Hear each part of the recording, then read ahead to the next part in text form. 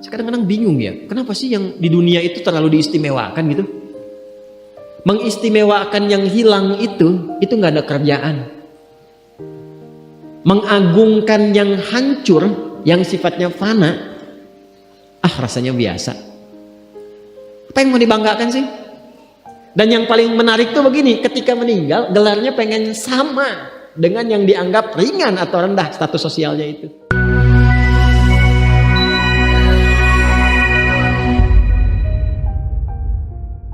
Jadi beliau ini Abbas sesibuk-sibuknya itu masih berpikir investasi. Saya boleh sibuk nggak dapat semua hadis Nabi, tapi anak saya mesti mendapatkan yang luput dari saya. Saya boleh nggak mendapatkan semua Quran, tapi anak saya mesti ada yang jadi ahli Quran. Cara berpikirnya siapa yang akan menjadi kebanggaan di akhirat nanti? Di dunia itu semu dunia itu. Jadi sementara aja, nggak pasti sifatnya. Perbedaan status sosial itu hanya istilah-istilah yang disematkan manusia saja. Ini kaya, ini miskin, ya kan? Yang ini punya jabatan, yang ini biasa-biasa. Itu istilah manusia. Toh pada akhirnya semua kembali ke tempat yang serupa. Dan menariknya begini, yang kaya, yang punya jabatan, tetap di akhir hidupnya pengen punya gelar yang sama dengan yang miskin. Atau dengan yang disebut miskin. Maaf kalau ada orang disebut miskin meninggal, di papan nisannya ditulis apa? Di papan nisannya ditulis apa? Almarhum. Yang kaya juga kan pengen sama disebut almarhum. Iya kan? Tuh. Jadi nggak ada bedanya setelah berpulang itu. Perbedaan tuh hanya di amal saja. Itu poinnya. Maka kalau ada yang mengharapkan orang tua cita-cita membanggakan anak di dunia, boleh-boleh saja, tapi patut diingat itu sementara. Anda silahkan sekarang sekolahkan setinggi-tingginya, S1, S2, S3, S4, kerupuk 3, silahkan. Mau dalam negeri, luar negeri, mau di Nagreg, mau di California, mau di Chicago, di Chicago, di Singapura, silahkan. Itu pilihan. Tapi saya cuma mau katakan begini, itu sementara. Dan persaingannya tidak istimewa, karena janganpun Anda yang beriman, yang belum beriman pun bisa melakukan itu. Apa yang dikira yang hebat matematika itu anak Anda saja, anak orang lain pun bisa. Halo? Apa Anda kira yang jago fisika itu anak Anda saja yang beriman, yang belum beriman pun bisa? Ya. Jadi perlombaannya itu rata semua, dan gak ada yang istimewa. Kadang-kadang bingung ya, kenapa sih yang di dunia itu terlalu diistimewakan gitu? Mengistimewakan yang hilang itu nggak ada kerjaan. Mengagungkan yang hancur, yang sifatnya fana, rasanya biasa. Apa yang mau dibanggakan sih?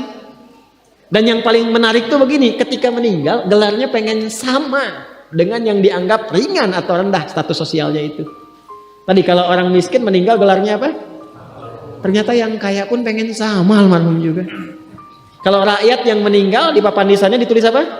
Almarhum. Ternyata pejabat juga pengen begitu, sama juga. Saya belum pernah dengar nanti kalau saya meninggal tulis gelarnya almaun ya. Gak ada. Tetap almarhum juga. Jelas ya? Nah, maka yang dipikirkan tuh perlombaan yang sejati itu begini. Perlombaan yang sejati itu adalah perlombaan untuk kehidupan yang abadi, yang gak fana lagi. Jadi kalau pada saat itu unggul selamanya, karena nggak ada kematian lagi setelah itu. Itu yang dimaksudkan hadis Nabi. Kalaulah ada dunia ini punya nilai, walaupun itu hanya bagian dari satu sayap nyamuk saja, ya, tentu tidak akan pernah Allah memberikan itu semua kepada orang-orang yang ingkar kepadanya. Ya. Karena kalau diberikan nggak adil di situ. Ya, karena itu sifatnya fana, ujian saja, pada akhirnya kembali. Nah, Abbas itu mampu membaca itu. Ini kehidupan sejak di zaman jahiliyah loh. Awas ya. Jadi risalah Islam itu membimbing pengikutnya, umatnya untuk berpikir lebih cerdas, di visioner. Makanya jadi muslim itu mesti cerdas. Beriman itu membuat Anda lebih pintar. Saya tanya begini ya, maaf ya. Sekali lagi mohon maafkan saya kalau perumpamaan ini kurang menyenangkan. Kalau ada yang abadi dengan yang sementara, Anda pilih yang mana? Masa? Sholat itu untuk yang abadi atau yang sementara? Abadi. Baik. Mobil itu untuk yang abadi atau yang sementara? Pilih yang abadi apa sementara?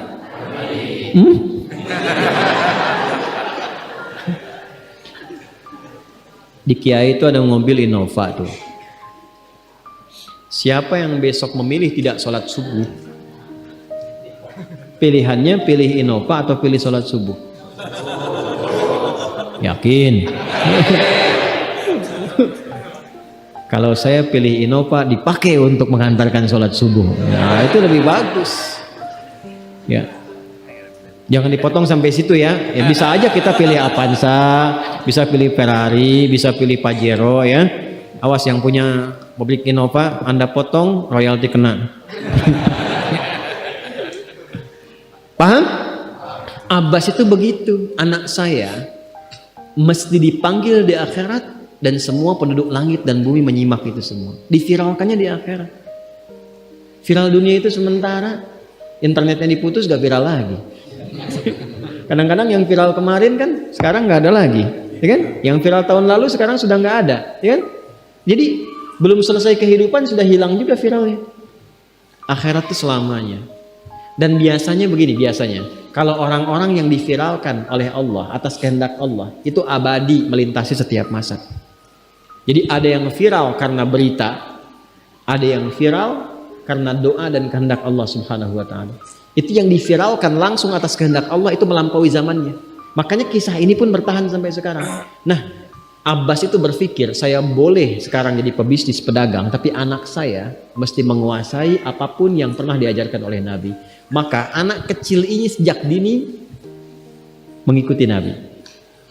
Sejak dini lekat dengan Nabi. Maka ketika Nabi tidur pun itu ikut berkunjung karena keluarganya. Nah, inilah yang didapatkan oleh kita hadis tentang bangun tidur. Jadi hadis tentang bangun tidur itu diriwayatkan oleh anak kecil yang umurnya belum genap balik. Main-main ke rumah Rasulullah, ke rumah bibinya Sayyidah Maimunah, ingin tahu bagaimana cara bangun malamnya Nabi. Itu diikutin sampai dilihat gimana bangunnya. Duduk dulu, kata beliau, duduk dulu. Kemudian mengusap dengan bagian tangan yang diduga bersih untuk menghilangkan bekas ngantuknya. Setelah itu membaca khawatimah surah Ali Imran. Kemudian thumma dhahaba ila syanin mu'allaq, ke tempat tertutup, fatawadda, itu kan? Nah, itu ada semua rangkaiannya, itu ditemukan nanti di hadis riwayat Abu Daud, di Sunan Abu Daud.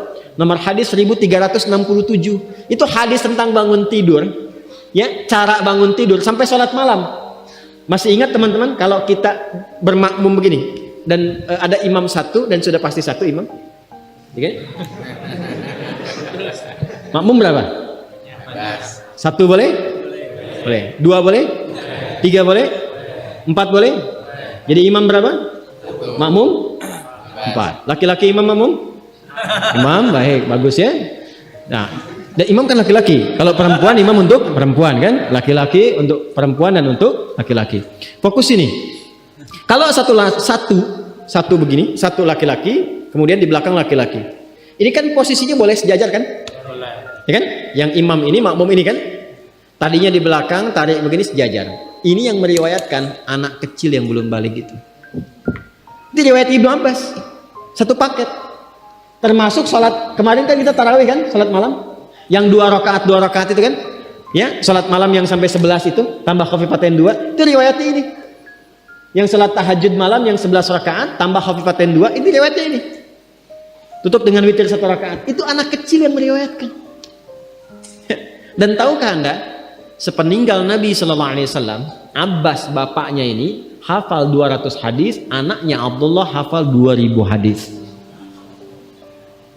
Begitu caranya. Anda di sini ada yang diplomat, yang di kantor, yang taruhlah berdagang misalnya, ibu rumah tangga, ya dan sebagainya. Boleh, nggak apa-apa. Saat ini kita mungkin belum maksimal, tapi jangan biarkan ada satu di antara anak keluarga kita yang tidak jadi kebanggaan di akhirat. Tolong ya, tolong pulang dari sini dilihat. Anak Allah titipkan kepada saya berapa anak? Tolong siapkan jadi kebanggaan akhirat. Satu aja jadi ahli Quran.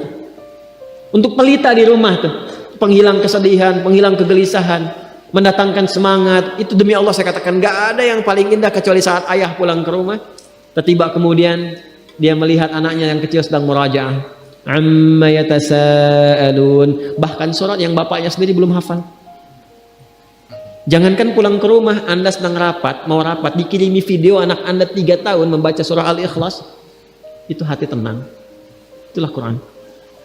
Itulah Quran. Maka belajar dari Ibnu Abbas ini, apa yang terjadi ketika orang tua mampu memfasilitasi anaknya demikian, sekalipun orang tuanya tidak mencapai apa yang diraih oleh anak, tapi orang tua mewarisi setiap pahala yang dihasilkan dari anak itu. Karena itulah setiap hadis yang diriwayatkan oleh Abdullah kecil ini, Ibnu Abbas, maka semua doa tersambung bukan hanya untuk beliau, tapi juga untuk keluarganya, untuk orang tuanya. Karena itu kalimatnya bukan radhiyallahu ta'ala anhu, tapi anhuma, untuk Abdullah dan bapaknya.